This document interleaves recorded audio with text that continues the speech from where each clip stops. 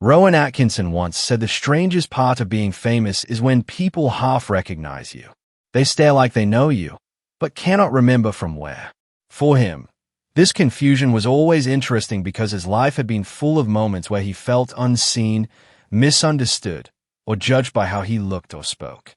The shy boy who once stuttered so badly that classmates called him an alien later became one of the world's most beloved comedians. But the path to that transformation was filled with pain, fear, and quiet determination. His fame was not an accident.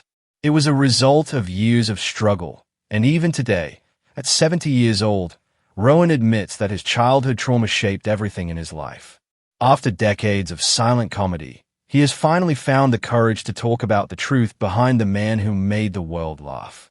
Rowan Sebastian Atkinson was born on January 6, 1955, in a small town in County Durham, England.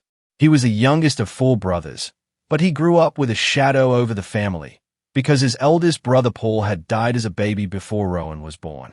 Even though Rowan never knew him, the loss hung over the family and created a quiet, serious environment at home. His brother Rodney eventually became well known in politics and almost became the leader of the UK Independence Party in 2000. But Rowan's childhood was completely different from anything related to fame, power, or performance. He grew up on a farm surrounded by routine, discipline, and silence. No one could have guessed that this quiet boy would one day become world famous for loud, silly, exaggerated characters. When Rowan was around 5 years old, he began to develop a severe stutter. Words would get stuck in his throat, and he could not control when his voice would break. Speaking became a daily struggle, and school was even worse. He attended Durham Choristers School, where the bullying was cruel and relentless. Canon John Grove, who worked at the school, remembered Rowan as painfully shy with a rubbery, expressive face and a speech problem that made him stand out. Some classmates mocked his looks and his voice, calling him an alien. They would laugh at him, and Rowan would spend most of his time alone. One of the boys at that school was Tony Blair, who would later become Prime Minister. Blair remembered Rowan as quiet and isolated, a boy who faced hardships most children never experience. A 2007 article in The Independent described the bullying in stark detail, showing how far he had come from those early years. But something incredible happened whenever Rowan stood on a stage. His stutter, which controlled his life offstage, disappeared completely as soon as he performed. While being himself was difficult, becoming someone else gave him freedom.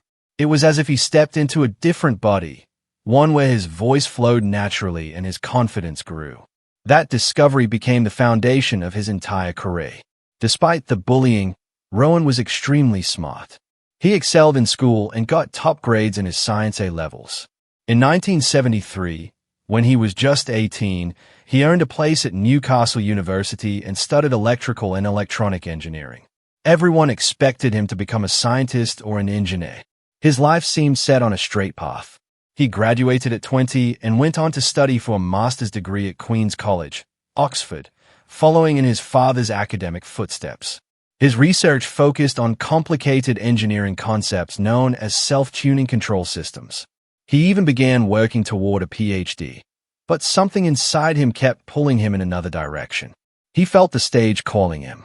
His teacher Chris Robson once said Rowan did not stand out in class at all. He seemed quiet and unremarkable. But the moment he stepped on a stage, he transformed completely. This transformation became impossible to ignore. While at Oxford, Rowan joined the drama club and became part of a comedy review group called the Etceteras. That is where he met a young writer named Richard Curtis. Their meeting would change British comedy forever. Richard Curtis remembered seeing Rowan perform for the first time during a rehearsal in 1976. He said there was a quiet, awkward-looking man standing in the corner, barely speaking. But when Rowan finally started performing, the entire room froze. He did a sketch about driving and another where he mimed while speaking at the same time. Richard described it as pure genius. Rowan's ability to move, stretch his face, and create entire characters with only his body stunned everyone in the room. In August 1976, Rowan performed with the Oxford Revue at the Edinburgh Festival Fringe, his first real national audience. The show was a huge success. Suddenly, Rowan was not just an engineer who acted on the side. He was a performer with a future. Around this time, Rowan finished his master's degree and published his thesis, but acting was taking over his life. His engineering background never left him, and years later, he became one of the earliest celebrities to own hybrid and electric cars. But his heart was no longer in machines. It was in comedy. In 1979, Rowan created a radio show called The Atkinson People for BBC Radio 3. He played a variety of fictional characters, each stranger than the last. Richard Curtis helped write it, and Griff Rhys-Jones produced it. Although it didn't get a big audience, critics saw something special in Rowan's performances. The show proved he could bring characters to life simply with his voice, even though he struggled to speak fluently in his everyday life. But success didn't come easily. Between 1978 and 1979, the BBC rejected him again and again because they didn't understand his style of comedy. His stutter made auditions painful, and he came close to giving up. At one point, he seriously considered returning to engineering. Yet every time he performed as a character, the stutter vanished. He realized performance was his escape, and he refused to give it up. In 1979, Rowan returned to the Edinburgh Fringe Festival. He helped build the stage and clear rubble at the new Wireworks Theatre before performing. His show relied almost entirely on silent comedy, like the great Buster Keaton. Some people did not understand it, but others recognized his genius. His face alone could tell a story, and that talent would soon make him world famous.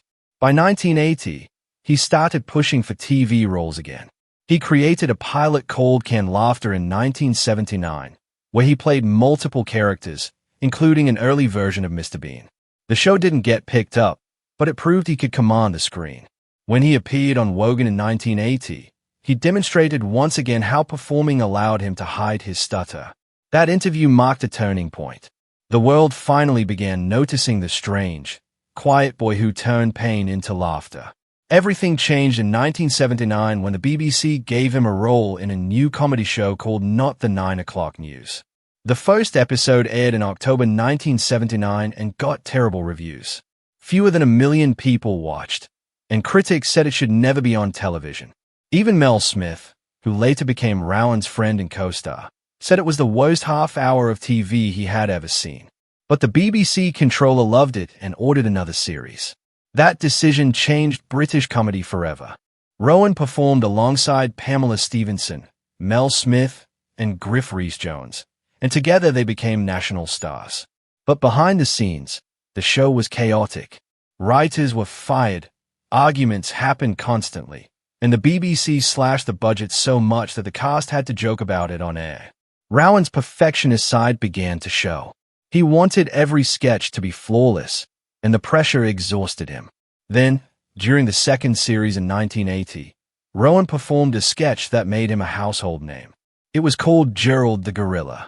Mel Smith played a professor who claimed to have trained a gorilla, and Rowan played the gorilla in a suit. When the professor said he had captured Gerald in the wild, Rowan shouted, "Wild." I was absolutely livid. The line became iconic. Scientists even jokingly used the term flange for a group of baboons because of the sketch. The show won major awards, including a BAFTA and a Silver Rose at the Montrose Festival. Rowan was no longer just a rising star. He was a sensation. He even became part of a surprise music hit called I Like Trucking in 1981. He drove a real truck during the sketch because he actually held a professional truck license. The song became popular, proving Rowan's versatility. But by 1982, the cast was burned out. They were exhausted from non-stop writing, acting, and performing. Rowan especially felt the pressure. His anxiety grew, and he recognized he needed a break. So, at the height of their fame, the cast walked away. It was a rare decision in the entertainment industry and showed Rowan's commitment to protecting his mental health. In 1983, Rowan launched Blackadder with Richard Curtis. It had a huge budget, big sets, and large casts. The story imagined an alternate history where Richard III won the Battle of Bosworth. Rowan played the cunning Prince Edmund. Although the show was ambitious, it became extremely expensive to produce. Rain delays, castles, and costumes nearly destroyed the budget. The BBC almost cancelled it after season 1. Only an international Emmy saved it. When the show returned in 1986 with Blackadder 2, everything changed. The sets were smaller, the writing was sharper, and Ben Elton joined as a co-writer. Rowan took center stage with a more confident performance style. This new version of Blackadder was funnier, faster, and more clever. It became one of the greatest British sitcoms ever made. And in the years that followed, Rowan's career continued to grow until he created the character that would make him a global legend, Mr. Bean. Behind the laughter, Rowan always carried the memories of a lonely childhood, a painful stutter, and years of self-doubt. But he turned his struggle into something beautiful. The boy who once sat alone at school became the man who made millions of people smile without saying a word. Even now, decades later, Rowan Atkinson continues to inspire people by proving that pain can be transformed into greatness, and that even the quietest people can change the world. Miranda Richardson brought the character Queenie to life with her squeaky voice and hilarious personality, and audiences loved her from the moment she appeared on screen. The show also became famous for its unforgettable guest stars. One of the most memorable was Tom Baker, who played Redbeard Rum with such wild energy that people still talk about his performance today. As the seasons went on, Rowan Atkinson's character, Edmund, changed from being awkward to becoming sarcastic, clever, and sharply funny. Meanwhile, Baldrick, who used to be smart in the earlier version of the show, slowly turned into the lovable fool that fans adored for years. At first, some people were not happy about these changes. A critic even mocked Rowan by calling him the Wooly of the week. But time changed everything. As the audience got used to the new version, they realized it was even better than before. The characters had more depth, the jokes were sharper, and the chemistry between the actors felt perfect in every episode. The final season, titled Blackadder Goes Forth, aired in 1989 and surprised everyone by choosing a serious setting. The trenches of World War I, Rowan played Captain Blackadder, Hugh Laurie played Lieutenant George, and Tony Robinson returned as Private Baldrick. Even though the season remained funny, it also carried a powerful emotional weight. It showed the fear, confusion, and hopelessness of war without losing its sense of humor. People were nervous when they heard the show would make jokes about such a tragic historical event. Many feared it would be disrespectful, but the opposite happened. The season became one of the most respected pieces of television ever made. It won Best Comedy Series at the 1990 BAFTAs, and Rowan won Best Light Entertainment Performance. In 2000, the British Film Institute ranked it as the 16th greatest British show of all time. Then in 2004, over 282,000 people voted in a BBC poll, placing it as the second greatest sitcom in the entire history of British television. The final scene, where the soldiers charge across no man's land in slow motion, became one of the most emotional endings ever shown on TV. It moved millions of viewers to tears and is still remembered as a moment of pure artistic bravery. Behind the scenes, the cast behaved more like a family than a group of co-workers. Rowan, Hugh Laurie, and Stephen Fry often improvised lines together because they trusted each other completely. Rowan even said that Blackadder was the least stressful project of his entire career because he didn't feel like he had to carry all the pressure alone. Everyone shared the responsibility, and that teamwork created magic. Some of the funniest lines in the series were never written in the script, but were simply improvised on the spot. Rowan later admitted that what they had in the 1980s could never be created again because the chemistry of that time was something special. Then came the role that changed the world, Mr. Bean. The first episode aired on January 1st, 1990, and over 13 million people tuned in. Rowan had invented the character years earlier while studying at Oxford. Mr. Bean hardly spoke at all, and that made him perfect for global audiences. There were no language barriers. Anyone from any country could watch him and laugh. The show eventually reached 245 countries. One episode, The Trouble with Mr. Bean, was watched by over 18 million people. It soon became one of the most popular comedy characters ever created. The simple, physical humor connected with people everywhere. But behind all the laughter, Rowan was struggling. He later admitted that he never really enjoyed playing Mr. Bean. It stressed him out and left him emotionally drained. Because the character spoke so little, Rowan had to express everything through facial expressions and body movements, which took a surprising toll on him. What looked simple to the audience was extremely difficult for him to perform. He often said that he looked forward to finishing each episode so he could finally relax. In 1997, Mr. Bean stepped onto the big screen. The film being made more than $251 million worldwide. It broke records in the UK and Germany and became the fastest British movie to reach $100 million even before it opened in the United States. But instead of feeling proud, Rowan felt exhausted. The more successful Mr. Bean became, the more pressure he felt. People wanted more movies, more episodes, more performances, and he felt trapped inside the character who brought him fame but also drained his energy. Finally, in 2002, Rowan found a solution. He launched the animated Mr. Bean series. This version allowed him to keep the character alive while removing the physical burden from his own body. He only had to do the voice. The show ran for 52 episodes and became popular with children. It moved to CITV and introduced new characters while still keeping the spirit of the original series. The animated version continued for years, with new episodes still being produced even in 2024. Then in 2012, Rowan briefly returned to performing Mr. Bean in person for the London Olympics. He appeared in a comedy sketch during the Chariots of Fire performance. Nearly 27 million people in the UK watched it, and over 900 million worldwide. It became one of the most tweeted moments of the night. But the performance left Rowan physically drained for weeks. Many fans now see that moment as the last time he fully embodied Mr. Bean in live form.